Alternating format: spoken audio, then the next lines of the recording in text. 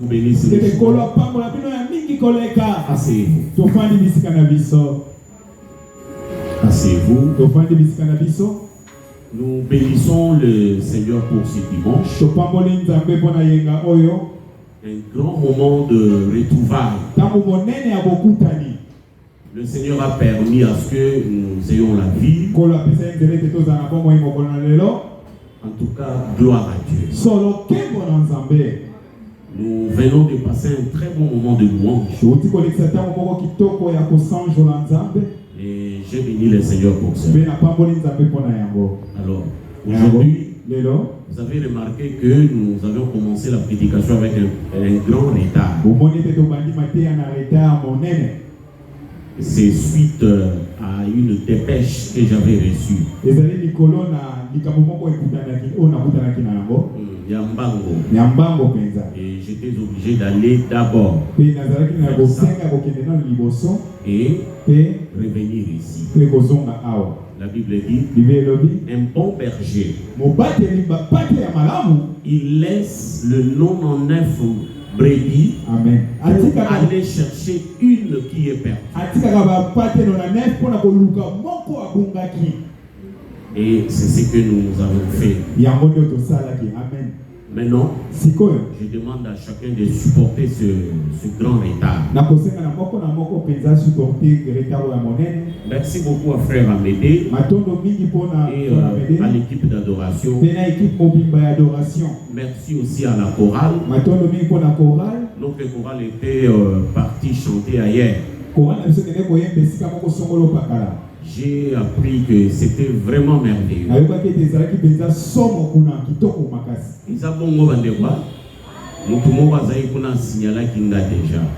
Alors, je demande à toute l'assemblée d'applaudir très très fort pour notre chorale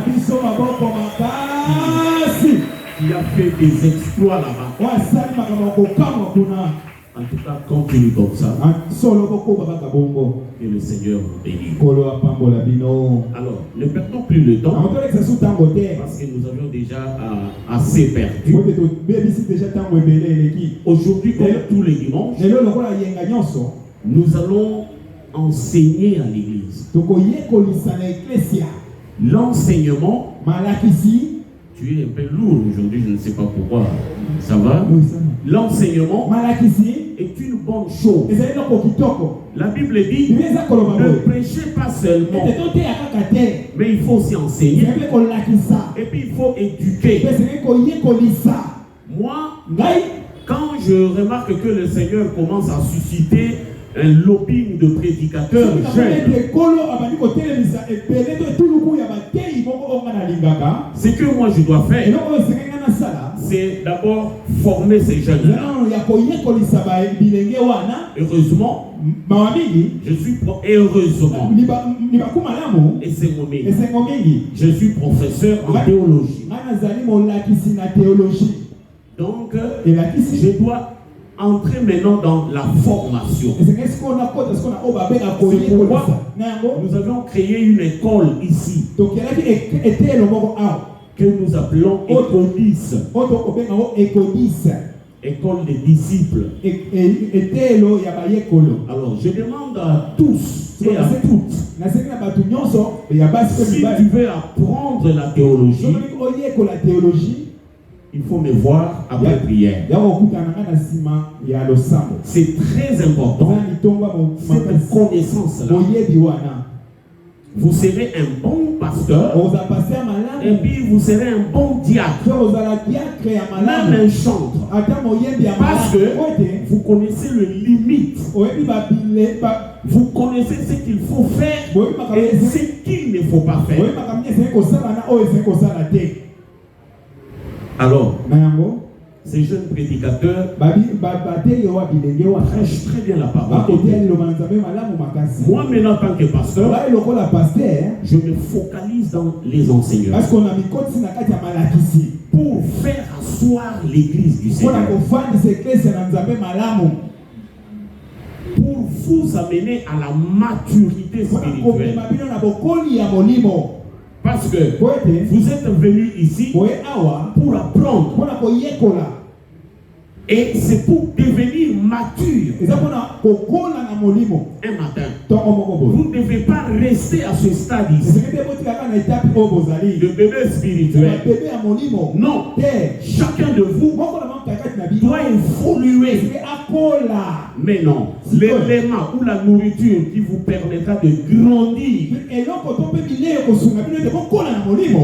ce sont les enseignants. C'est pourquoi tous les dimanches, nous sommes en train d'enseigner à l'église. Maintenant, quand on enseigne, il est demandé aux auditeurs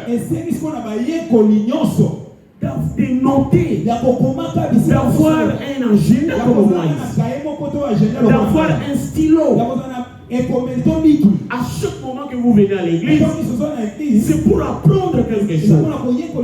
Et ce que vous apprenez aujourd'hui, ça vous aidera demain. Moi, je ne savais pas que je finirais par être pasteur. Non, j'étais fidèle aussi comme vous. Dans cette même église, j'étais comme le frère Amédée. J'ai dirigé une chorale. Comme je savais chanter et puis jouer au piano. À cette époque-là, j'étais le pianiste principal de l'église. Vous comprenez bien? Je ne savais pas que je finirais par être pasteur. Aujourd'hui, ce sont ces enseignements qu'on m'apprenait à cette époque-là. C'est ce qui m'aide aujourd'hui. C'est pourquoi je suis votre pasteur. Et il n'y a pas assez de dérapage dans l'église. À cause de quoi? Les enseignements que j'avais.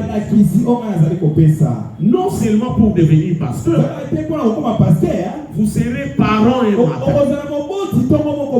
Vous serez appelé un jour à voyager. Mais tu iras quelque part où il n'y a pas d'église. Qu'est-ce que tu vas faire? C'est pourquoi, bien aimé, la tête n'a pas été faite pour tout aider. C'est faux. C'est faux. La tête a aussi ses limites. Et ton nagapé, place à Bochani Kambo, et Zal Souchti. Alors, dans ces cas, vous notez. Vous ne devez pas manquer ces trucs. Vous ne devez pas manquer ces trucs. Sinon, vous êtes des navigués dans le vide. Et après des années, on coule la tête. On remarque que vous qualité spirituellement. On a une église, mais on a un verset biblique. On a noté. Argument. Obino ofona no mukanda boye botangela e place wa oye ba ngoti sozo kende wana ozo kende bébé spirituel ne bandimi wana bazaka boye kotalete apengu bo akote kisoko hôpital soki maladi bobo le fait kaka boyete lobi alomwe l'église azo waya pam tout ça à cause de quoi? Manque de croissance. Mais quelqu'un qui est assidu, il a sa Bible. Il connaît les psaumes. Il connaît ça comment? Amen. Comment on a gâté mon verset biblique?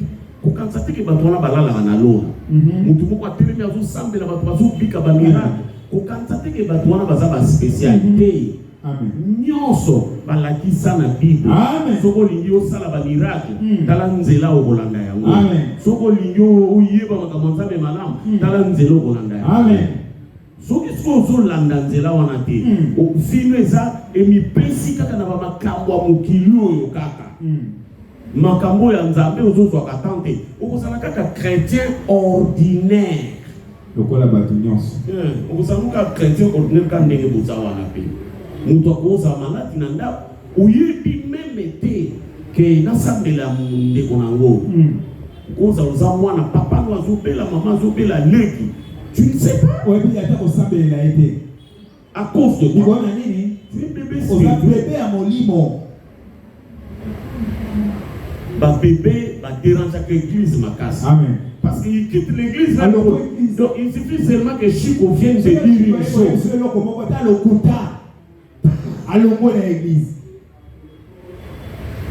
Bébé. Bébé à mon limo. Bébé. Bateau va coller dans un bon. Amen. Au picolette. Jamais. Younan. Au picolette. Amen. Aïebi déjà Bible le dit que ceux qui disent ça mon amour. Amen. Pétiller du sol là parce que il cherchera à voir les pasteurs. Pasteur, j'ai appris ça. Et ça déni. Comment ni mutu akoli? Amen. Mutu akoli te akufaka. Atana musika ka bébé te. Au pompe qui sangungi. Bébé avane nanda. Au mela qui sangungi. Azan même na makasi te na kita na kima ça en hôtel. Qui sont nos omaye qui a kufina yewa. C'est ça le danger d'être bébé ou d'avoir de fidèles bébés. Non. Des papas bébés, des jeunes bébés, des mamans bébés. Là, l'église ne va pas marcher. Il faut qu'il y ait des assidus. Bakembi, Bamakunzi. Amen. Amen. Et ça va Mikolo, des appels jeunes, ça va Kunzi à l'église. Amen. Voilà. Alors, aujourd'hui, nous allons enseigner sur ces thèmes comment plaire à Dieu. Non,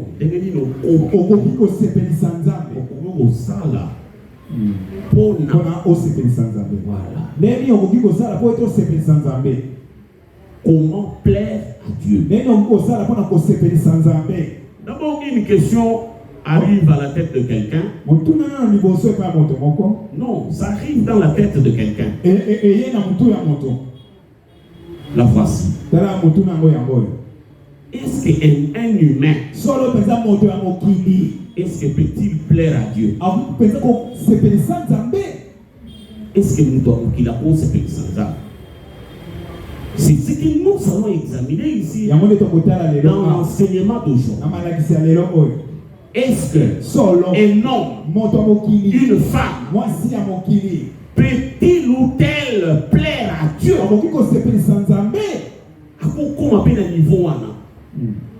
Il y a que nous avons d'abord, je n'ai pas voulu lire ce verset biblique parce que faute de temps, nous courons derrière le temps.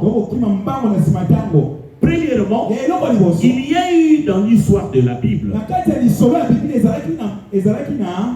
un homme qui s'appelait Enoch. Enoch, c'est la septième personne après Adam. Franchement, Dieu vient de créer Adam. Alors, la septième personne qui est venue s'appelait Enoch. Curieusement, quand la Bible raconte l'histoire d'Enoch dans Genèse, tous ceux qui sont venus avant Enoch, la Bible dit, ils ont vécu autant d'années et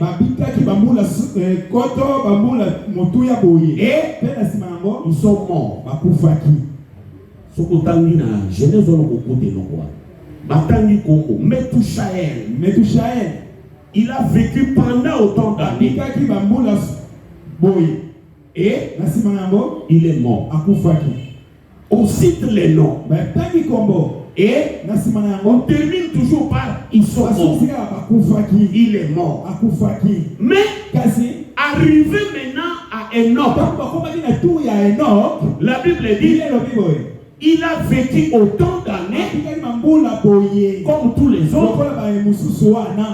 À la place de il est mort, la Bible dit il ne fut plus. Oh. Mais comment ça? Il ne fut plus. Mais comment? Comment? Baninga nyonso bazalaki bakufi.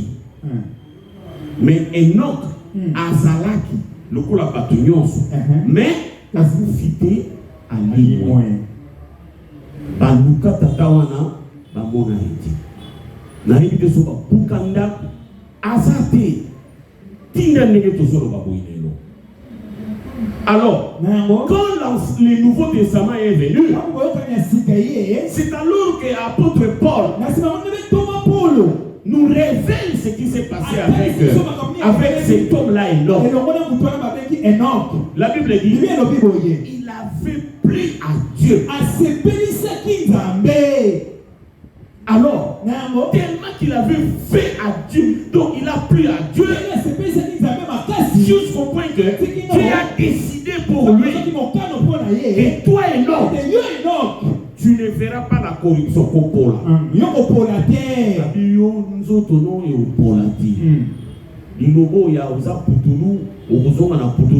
Yo Enoch, au sepeli singa nzambe tellement, cadeau nazo peso. Yo okozonga na putulu te. Bible nous dit aliment cadeau que Dieu a donné à quelqu'un qui lui a donné. Mon frère, ma soeur, nous sommes contents quand Dieu a plaisir quand nous voyons Dieu.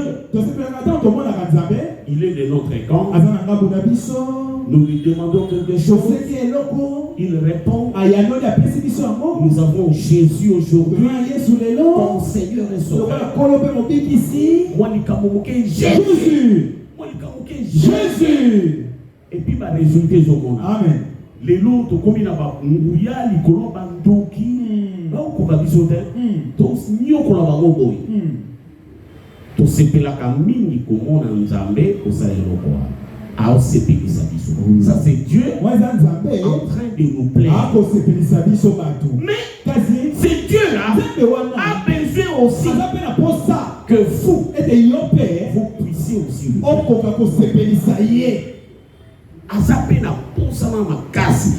vous voir plaisir au ciel. Et ça va qui tombe au macasse et il cherche des gens comme ça. Et dès qu'il en trouve, il y a des bonus, des cadeaux. Comme il avait fait avec Enoch. Enoch avait plu à Dieu à cause de son intégrité. Et deuxièmement, sa foi. Il a mis balé wana sepeli saki nzamba sepeli na oma kasi ki azo nzamba zotala mutu nini azo banga ngako vraiment génération na bango ezaki pe na mikakata nango. Mais Dieu était très étonné de voir parmi le gens il y a un homme là qui s'appelle Enoch abangi nzambe koleka jusqu'à ce que nzamba sepeli na dit bon cadeau na yo liwa oboye bangote. Donc la première personne qui fut enlevée c'était Enoch. Et donc comme tous c'est la lilo Enoch avait vécu ça. Là, je vous ai cité une personne. Je suis dans l'enseignement. C'est pourquoi j'y vais lentement. Afin que même celui qui ne pouvait pas comprendre comprenne. Même le matou, il koufa. Vraiment, on comprend les lots battés. Comment plaire à Dieu. Est-ce qu'un homme peut faire plaisir à Dieu? Oui. Nous avons un homme.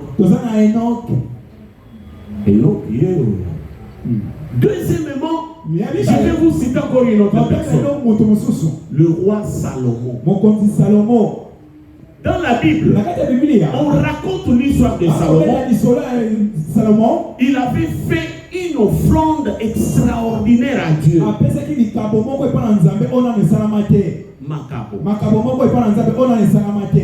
Je ne sais pas, c'était 10 000 bœufs. 10 000 ngombe. Mutu akabili nzambe. Ndeko, lule ningani. Zamba vanda tala bikoma. Banda mukile banda. Un dixième kaka. 10% kaka na senga na batu. Parce que na 10%. Aujourd'hui, le roi kaka 10%. 90% d'année. Mais le champ ne parvient pas. Mais qui est cet homme qui est allé au-delà? 10 000. Oh.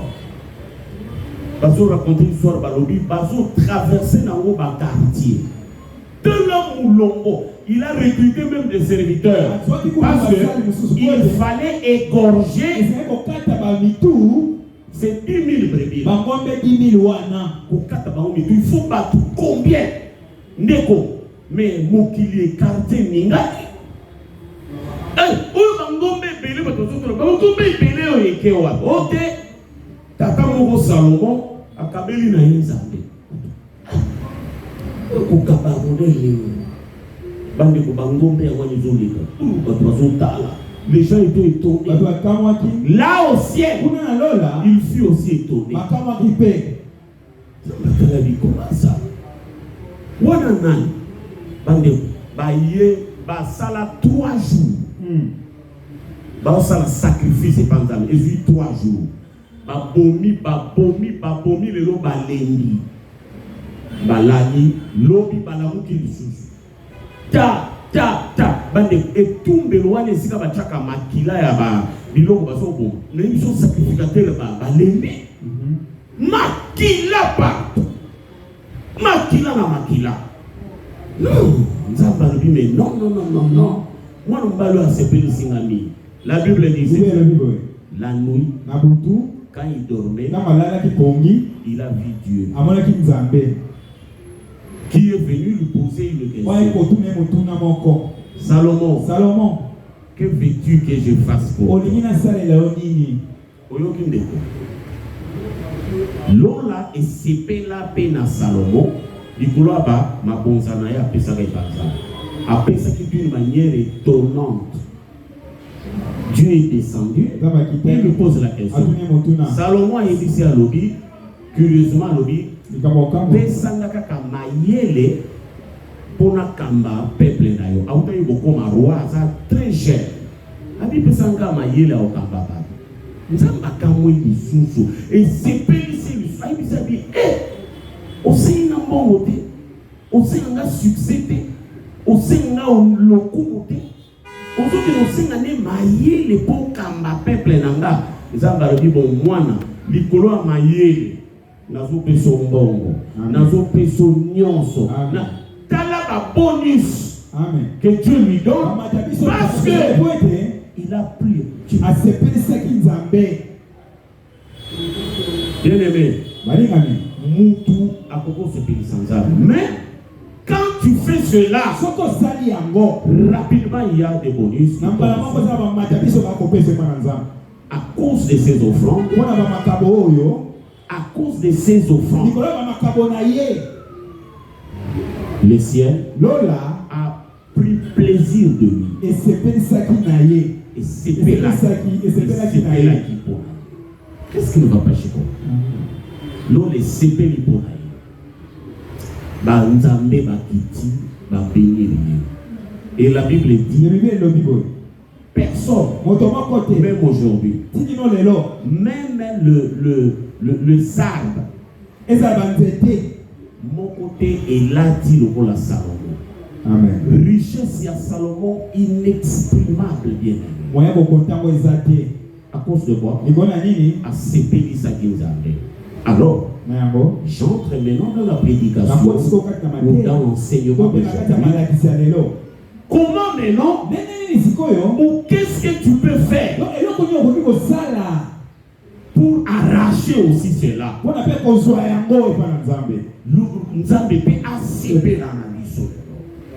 Qu'est-ce que tu peux faire? Qu'est-ce que tu dois faire? Les choses que je vais vous dire aujourd'hui, si tu les fais, et je prie Dieu qu'il vous accorde la force d'appliquer cet enseignement. C'est pourquoi je regrette seulement une chose. Tu ne prends pas note. Ce n'est pas de ta faute. Tu es habitué à venir écouter. Sans bic, sans cahier. Tu mets tout dans la tête. La tête n'a pas été faite pour tout garder. Non. La tête a ses limites. A ses limites.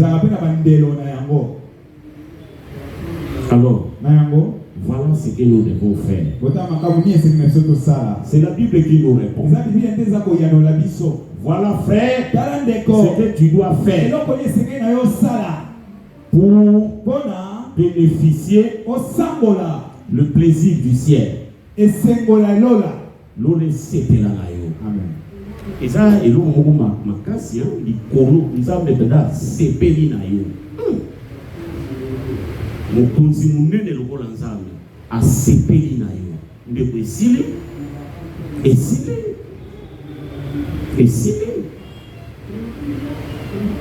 et c'est ce que nous devons faire. Nous trouverons cela dans le livre d'Hébreux, chapitre 13. C'est l'unique verset du jour. Hébreux, chapitre 13. Le verset 1 jusqu'au verset 18. Et c'est là que vous trouveriez le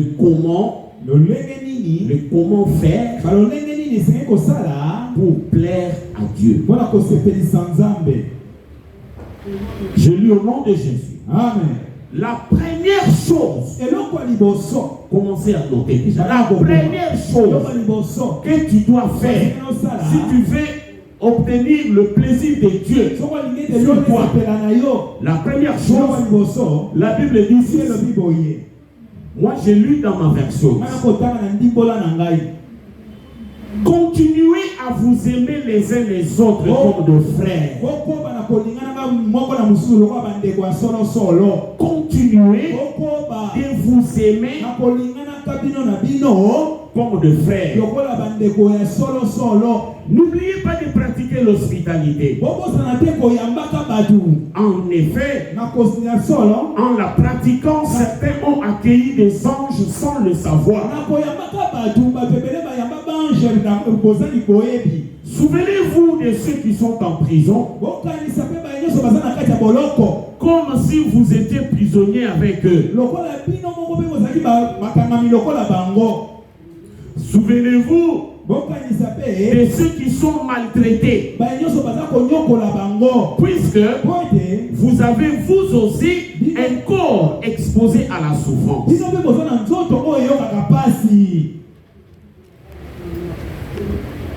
Mes amis, voici la première chose. Continuez à vous aimer les uns les autres comme des frères. Comme des frères. Et la première chose, si vous voulez faire plaisir à Dieu, il faut continuer dans l'amour. Continuer dans l'amour. Et quand tu aimes quelqu'un, aimez-le comme frère. Parce qu'il y a certaines personnes, s'ils aiment quelqu'un, c'est pour finalement devenir copain-copine. Même dans l'église. S'il s'attache à quelqu'un, c'est pour arriver à ça. Non. Aimer comme de frères.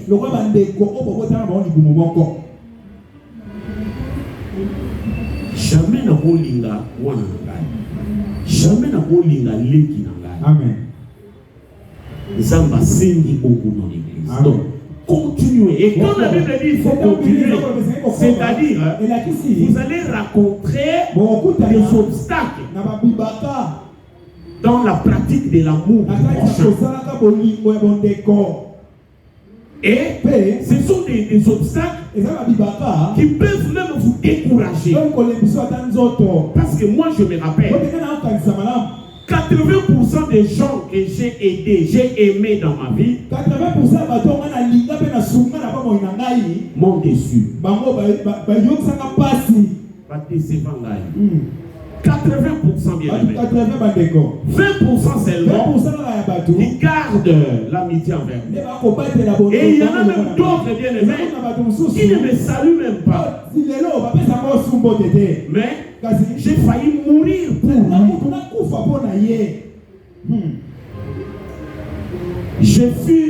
J'ai parrainé de mariage.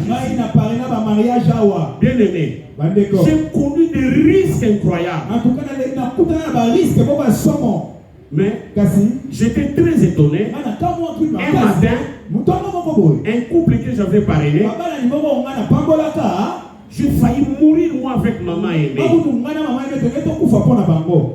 Bien aimé, ils m'ont traité comme un voleur.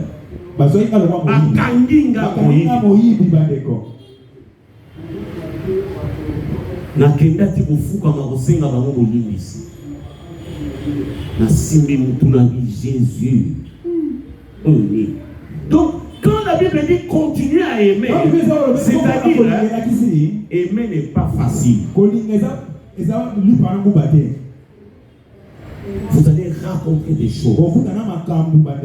Malgré les choses, malgré les obstacles que vous allez rencontrer, continuez à aimer. C'est pourquoi la Bible dit continuez. Continuez car même aux autres dans la déception le colangai. Bien aimé, na tikala mosala na loko yote na bino nyoso kotikali.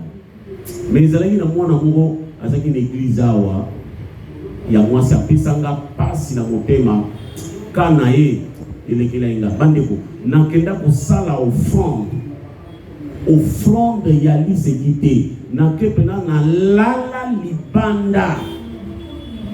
libanda na zamba pour na kolela et pas na zambé parce que moi na wana zapende ko na ngate mundi ni kaka na kati église.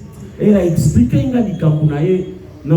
non, en tant que pasteur, on a pour ça pour moi, non, ça il a offrande et pas dans Zambé, Zamba mais les lundi dans le babo, Tokuta na mbote, à Pierre Angati. Na kuma ennemi na sala isuki nini bandeko. Tala ba obstacle. Toujours que nous écoutons sur le chemin de l'amour du prochain, vous ne rencontrerez pas seulement des succès. Non, c'est pas facile à aimer. C'est pas facile. La culture de l'amour, c'est une science difficile.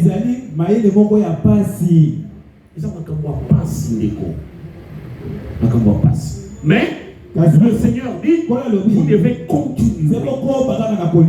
Je dis à quelqu'un ici, si tu t'es découragé à cause des obstacles du chemin de l'amour, continuez toujours à aimer.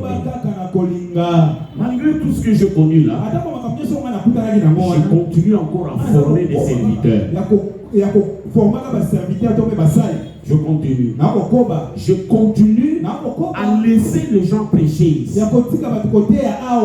Un ami m'a dit, yo bagate, yo ba déception yo so aussi lobela ko le côté. Na leki wana na kuti bana mo ba hotel à l'église na yo. Na seki.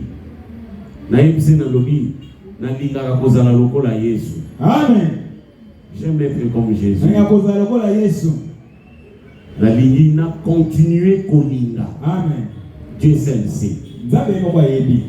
Est-ce qu'on peut acclamer Jésus? Dieu seul sait.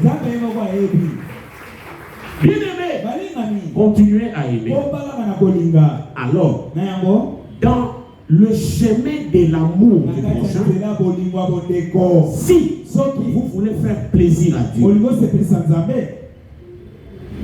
la Bible dit, n'oubliez pas de pratiquer l'hospitalité.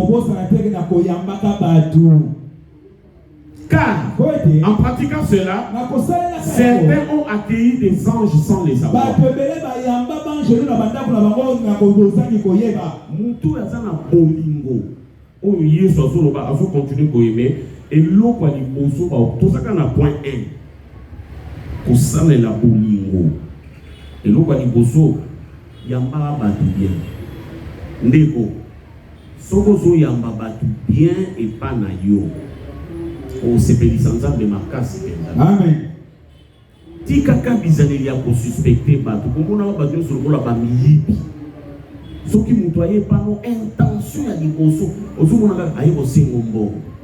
Soki mutu aye pano intention ya liboso ozanango ozomona kaka neti aye ko intention ya liboso. Oyebi lelo aujourd'hui moi je regrette beaucoup. Il y a une pensée de démonologie qui entre parmi les enfants de Dieu. Beaucoup d'enfants de Dieu, il vous invite à son mariage. C'est lui qui vous a invité. Mais dès que vous arrivez, vous lui préparez un cadeau. La première intention à suspecter cadeau mais c'est toi qui m'avais appelé. Si tu savais que je suis un mauvais, mais pourquoi tu m'as appelé? La première intention,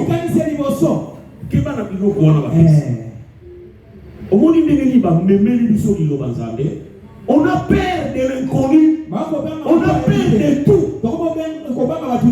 sauf de rien.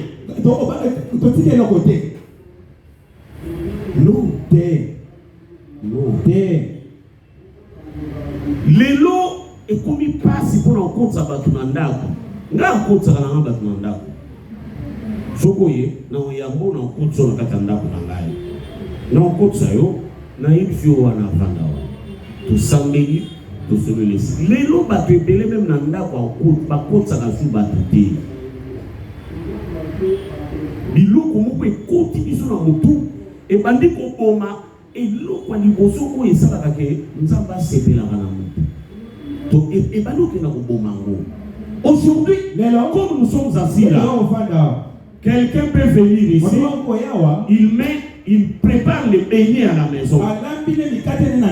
Il dit, je vais donner cela à l'église. Il vient ici, il met les bassins de beignets. Albiba Nzambe, Nayaki Nazam Tato Nalama Mikate, Nena Lobaki Te, bassin à Touro, Bananzambe, Baliango, Bandeko, Awasugo Bati bassin, Okoliati. Il est aussi, mais ça en foutement. Nous ne sommes pas au côté, il m'a déjà signalé passer, il m'a passé, Moutambo. Bien aimé. Nous allons où? Nous allons où avec ça? Et pourtant, la première loi pour faire plaisir à Dieu, continuez à aimer. Donc, pour vous, pratiquez l'hospitalité. Il y a pas tout bien et pas d'ailleurs. Libre lobby, et ça n'a pas tout dit. Kolo ya pratique on a yamba. Bayambati ba ange Et ça, dans ton moment, on dit qu'ange Gabriel, on a plutôt à Yaka na Mapambo. Ba Yaka, ba ange va paraître dans la forme humaine. Mon colomo Bezawa, Nazo, comme ça déjà enseignement sur les corps célestes. Il faut qu'on y ait piqué là, moi, ils ont parce que moi, je vais pimer là, yo awa. Toi, pimer yo de sika. Au bout de la démon, nzoka piqué là où il y a un zambé.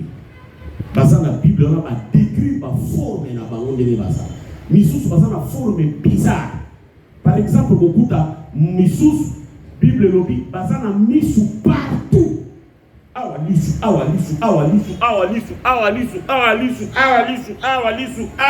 ndeko. Mise partout dans tous les corps. Nanzoto mobimba. Abîmer les bisous awa. Batukombia bakotika là ba famille ba yebake. Ekela mu ya nzambe ndi abîmer les bisous. To profiter tout dans ma pambo. To pakata bamba wa biso nyonso. You know? To moni démon, mutu mo bazana ba mise partout. Imaginez-vous. Lokanisa. Bamsusu baza elongi na eza lokola ngombe. Bibimeli biso awa. Yebisanga to kosukawa. Et Belé, ils ont déjà fait des rêves comme ça. Les corps célestes sont venus leur parler des choses dans le rêve. Quand ils se réveillent, au nom de Jésus, c'est pourquoi l'église doit être enseignée sur ce point. Donc, quand j'ai dit, vous savez la hospitalité, Banda les lots changés. Vous avez la prudence, la Bible le dit. Soyez prudents dans les serpents. Mais, il faut bien accueillir. Et moutoyer parce que dans un enseignement, il faut bala qui s'aille. Amen. Et l'eau quoi il osso, batokele au port. Tika mutuna, tika bizalelo zakanango, nani, ça ce n'est pas normal.